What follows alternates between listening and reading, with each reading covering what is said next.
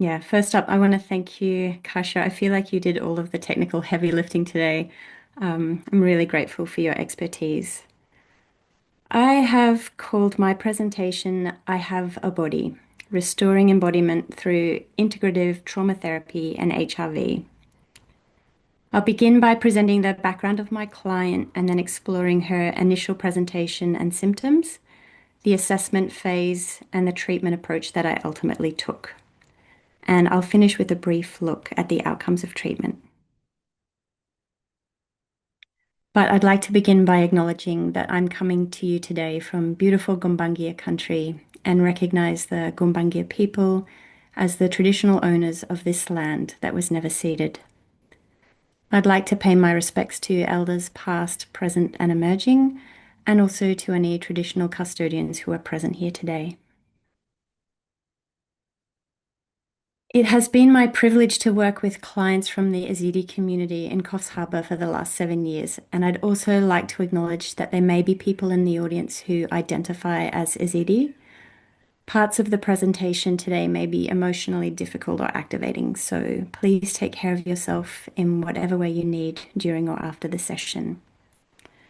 There are various spellings of Yazidi, but the client I am presenting today has asked that I use Yazidi. She also asked that I refer to the Islamic State of Iraq and Syria, or ISIS, as Daesh, which is how she refers to that prescribed terrorist group. And the picture is Lalesh, the holiest temple of the Yazidi people. And here's a quote from Bessel van der Kolk. Trauma victims cannot recover until they become familiar with and befriend the sensations in their bodies. So my client Huria chose her own name for this presentation and also the minor changes she wanted me to make to her biography to protect her anonymity. And Huria in her language means freedom or liberty.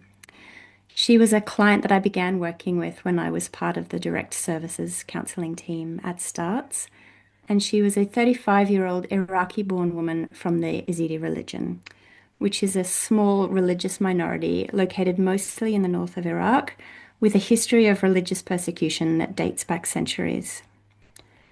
Growing up in a rural part of Iraq, she did not receive any formal education and had no literacy in any language.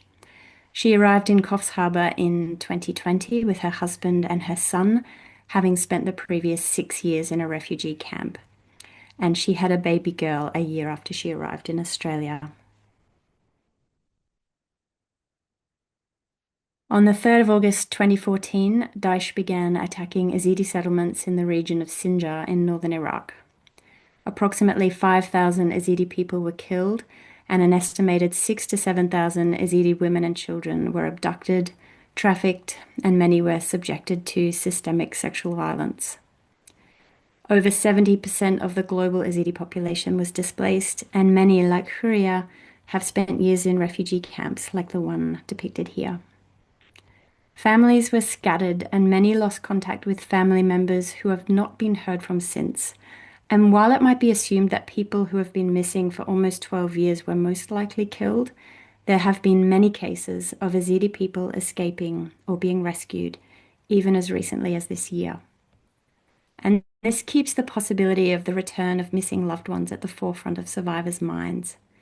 And anyone who was present for Sarah and Farhan's moving presentation in the May masterclass will appreciate the grief and guilt involved in existing in that liminal space of ambiguous loss. So on August 3rd, 2014, Huria's husband's village was attacked at dawn by Daesh terrorists, and she had to flee with her husband's family and her 1-year-old son in the back of a ute to a village on Mount Sinjar. In the village, they were met by members of Daesh who made them hand over the keys to the vehicle and ordered them to stay within the village, reassuring them that nothing bad would happen to them. But as reports of atrocities across the region began to come in, Huria and her family fled deeper into the mountain on foot. They would be without food, formula, and fresh water for 9 days, always fearing discovery by Daesh. Huria told me that the worst part of that time was listening to her baby cry for hours from hunger. At one point, her husband found some old bread in an animal enclosure and they softened it with water to feed to their son.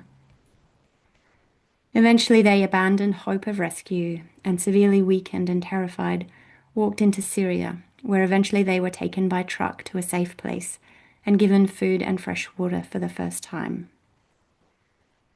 On the 15th of August 2014, only a few days after Huria and her family reached safety, Daesh terrorists committed the Kocho massacre, in which the entire Yazidi male population of the village of Kocho, up to 600 Yazidi men and boys, were rounded up and executed by Daesh, and up to 1,000 women and children were abducted. My client Huria grew up in Kocho, but moved to her husband's village when she married, and thus escaped the massacre. But in the massacre and the abductions, Huria lost over 70 members of her extended family and 9 members of her immediate family. There was not a person in Kocho that she wasn't connected to in some way. This is Huria's family tree, and she is represented by the pink circle. Female members of her family are yellow and males are blue. And you can see that all her siblings, apart from one, disappeared in the massacre. And people that are represented with a bold outline are missing people. That surviving brother was captured, but he managed to escape. The bodies of 2 of her other brothers were identified in mass graves in 2021. On several occasions, Huria was able to speak briefly with her 2 youngest sisters in the year following their abduction by Daesh, but she has heard nothing from them in more than 10 years. Her parents are also still missing. So Huria, her husband and children were referred to STARTS for a family assessment by Refugee Health and offered counselling. And the first time I met Huria, she was dressed entirely in black and was visibly bowed down by the weight of loss. She appeared older than her age. Her face was pale, her breathing was shallow, and she told me she couldn't cry in spite of severe feelings of guilt and grief and fear. Occasionally, when speaking of the past, she would leak a single tear. She would also smile at times, incongruously, when disclosing severely traumatic events. Otherwise, she did not smile at all in the first year that I saw her. At STARTS, we recognize the complex interactions of challenges that our clients face. And in Huria's case, frequent distressing news from her home country and the stresses associated with raising small children and the challenges involved in settling in a new country and learning a new language all influenced her presentation and ultimately her treatment. Her protective factors were a caring family of origin. She reported having a loving childhood. She had a supportive husband. She was a devoted mother and said that she had never considered suicide. She was intelligent. She was determined to learn English, and she slowly revealed a sense of humor. We also take a biopsychosocial approach at STARTS, and I've grouped Huria's presenting symptoms accordingly, although of course there's a lot of overlap. She suffered from severe migraines every 2 to 3 days on the right side of her head, profound fatigue. Her period stopped not long after she arrived in Australia, and she was diagnosed with early menopause. She woke often, had sleep onset and early waking difficulties, complete loss of libido, appetite changes, nightmares, and challenges with executive function. She suffered from depression, anxiety, post-traumatic stress disorder, that inability to cry that I mentioned, anger, ongoing unresolved grief, a sense of hopelessness about the future, fear for her safety and her kids' safety, and feelings of overwhelm, and poor focus and short-term memory. She was socially isolated first because she tended to avoid members of the community in case people spoke about the genocide, but also because even overseas, her support system had been largely abolished. She had really poor attendance, frequent cancellations, and no-shows, and she disengaged from any social groups that she was referred to. So, initial assessment required quite a bit of flexibility to accommodate Huriya's fluctuating capacity and external stresses. And many Yazidi women of Huriya's age have not received any formal education and have no literacy in any language. So, the concept of a scale can be hard to convey at first. And I was also really aware of how fragile the trust between us was. So, I tried to titrate the formal assessments. But eventually, it was possible to confirm that Huriya's initial assessments were consistent with her severe presenting symptoms. Her initial scores on the Harvard Trauma Scale and the Hopkins Anxiety and Depression checklists are on the screen, and you can see that they are much higher than the cutoff for clinical significance. And her initial WHO-5 scores are as low as it's possible to score. The concept of goals was also hard to convey at first, not because Huria didn't understand it, but because she was adamant that she could never get better. The one thing she spoke about was wanting to learn English well enough to pass the citizenship test. I proposed some other potential goals, and she agreed that she would like to sleep better, have fewer nightmares, and be more present when she was with her kids. But she didn't believe that any of these were plausible. So, with treatment, safety and stabilization were my main goals at the beginning, and this was quite a long part of treatment. I made referrals, case management, provided psychoeducation about trauma and the effects on the nervous system. And Huria found it validating to learn that her symptoms were common responses to trauma, but she utterly rejected the notion that her nervous system could heal. We did grounding strategies such as orienting to the present moment and using sensory awareness, breath work. We did some nature based activities like visits to the sensory garden in the Botanic Gardens. And as I received training in DBT and the seeds factors and tapping, I introduced elements of those too. And Huria did all of these willingly and could see the benefit during the sessions. But once, when I began to encourage her to try some mindfulness exercises at home between sessions, she shook her head firmly and said, I can never forget, not for a moment, not for 1 second. And then a year or so into my work with Huria, I attended several trainings in HRV. I was already familiar with HeartMath, and I was really excited to be able to offer a form of biofeedback to my clients.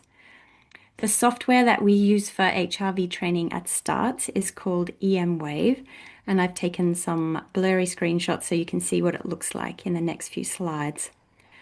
The client sits with a heart rate sensor either on their earlobe or on their finger, and the information about heart rate variability is fed back to them on the computer screen, often in the form of a game. At the time, I introduced the concept of HRV training to Huria as a way of calming the nervous system, building on the language I had used to talk about the effects of trauma on the mind and body, and on the grounding techniques we were already using. There is something really lovely that happens the first time the HRV sensor has calibrated to my clients' heart rates. I show them on the screen and I point to their pulse and I say, that's your heart beating. Without exception, they smile. And I have at times wondered if it's a surprise to see evidence of their heart beating when they may have believed that their heart was broken. Something I often see with my clients is very uniform waves in this panel, as though every heartbeat is exactly the same. And that makes sense. They have very low heart rate variability because their nervous systems on the whole are set at chronic over-arousal. No matter if they're breathing in or out, their hearts are beating with the same pattern. In EM wave, coherence, which Kasha described, is depicted by colors. So green is high. This is what we are looking to reward. Blue is medium and red is low. At the end of a session, it gives you a graph of the level of coherence. So in that first session with Huria, I established a baseline by spending a few minutes just talking about general subjects. And EM Wave presents consecutive sessions right to left. So that baseline is the first bar on the right. And then we went to the garden game for a few minutes, which is the scene on the left. It's a scene that gets more colorful and interesting the higher your coherence is. And that's the bar in the middle. And next, we did a few minutes of the coherence coach, which is guided even breathing. And I showed her the further improvement in coherence, the bar on the left. And I just wanted to spend a moment looking at these two screenshots from EM Wave. The one on the left is the coherence coach, which I just mentioned, and it is basically just guided even breathing. The dot in the middle of the screen moves up and down the curves, and the client breathes in when the ball goes up and out when the ball moves down. And you can move the slider on the bottom left to change the pace of breathing, which is really helpful. Most of my clients breathe very quickly at first, and so it's good to be able to match their natural breathing rate. However, as Kasha mentioned, for some of my clients, focusing on breathing can be triggering, or they can just find it too hard to match their breath to the pace of the ball. And in that case, I would use a different game, like the image on the right, where you just invite the client to think about something or someone they love. When their coherence is high, green light pours off the hand.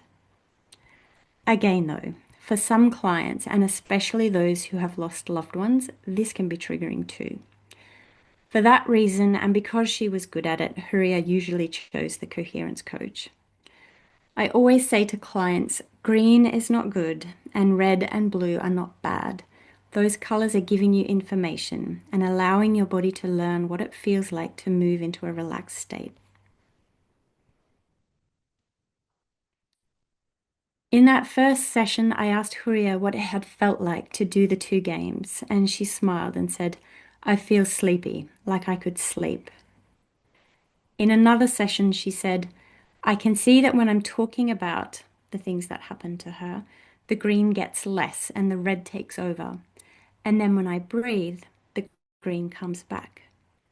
I asked her where she felt that change in her body, and she could not answer that question straight away. But after reframing the question several times, she said, well, it feels like I do have a body. Having this concrete evidence of the relationship between her thoughts and emotions and the effects they had on her heart rate variability and her ability to change those effects represented a pretty profound shift for Huria. It was from this point that her motivation to improve her mental health, or fix her brain, as she always said, really began. After these sessions, she only cancelled her appointment if she or her children were sick. And recently, when preparing for this talk, I asked her what she could remember of those initial sessions of HRV. She said, you are trying all these things to make your mental health better, and then doing your breath and seeing your heart rate changing on the screen. It's really good to see. She said, I remember the blue and green and red bars. And then I remember while breathing, the bar was green. It was good to see that change. You told me how to give myself a break a couple of times a day. I could see that this actually worked. What I observed in our HRV sessions was a quiet stilling of the body, less pallor, more color in Huria's face, less tension in her neck and forehead, and the lines of her forehead smoothing out, and what looked like an absence or reduction of physical pain in the body.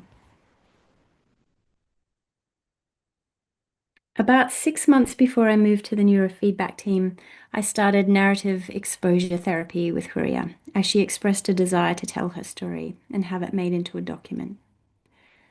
Narrative exposure therapy, or NET, really relies on the integration of somatic awareness and a readiness to focus on bodily sensations. I do believe that HRV helped lay the foundation for Huria's sense of being ready to process trauma in this way. She was also the first client I began to use neurofeedback with, and it felt like a very easy jump for her to grasp the concept of neurofeedback because she was already so familiar with HRV training. I could say things like, remember when we put the sensor on your earlobe and you could see your heart rate on the screen? Well, neurofeedback works in a similar way, only you can see what your brainwaves are doing instead. I included this slide again because I wanted to show Huria's goals for neurofeedback because the difference between her first goal when she was so overwhelmed and her list of goals 3 years later is so stark. And clearly, in that time, she's embraced counseling terminology. But it also shows that by this point, she was able to know and communicate what she wanted from counseling. Huriya's progress with neurofeedback was extraordinary, and I should say that not all my clients have responded so spectacularly. Her symptoms of sleep onset difficulties, depression, short term memory issues, and anxiety went from severity levels of 5 out of 5 to 0 to 1 out of 5. Her migraines became less frequent and more manageable. You can see on screen her post-treatment scores in the yellow highlighting. Within the last year, Huriya has cried heavily in some sessions, expressed anger, and also laughed and smiled regularly. Her face has become animated. She also passed the citizenship test on her second go. I was able to discharge her in April this year. Our counseling journey was a long one and drew on many different modalities, as many as I had at my disposal. And looking back, it seems likely that the foundation of trust between us, which developed slowly over time, expanded the range of techniques I could employ. So that trust made it possible for Huriya to engage with approaches that might otherwise have felt confronting or bewildering if I'd introduced them too early in the piece. It's also clear to me that using HRV training with Huriya was a critical piece in her recovery, as well as providing her with those breaks she referred to, and the foundation for understanding how neurofeedback might be of benefit, and that boost in motivation, that belief that she could heal. I believe it also gave her a felt sense of her body, not as a source of pain, but as a vehicle that she could reclaim, a vehicle that could feel and express sadness, anger, calmness, and joy. Thank you so much for listening.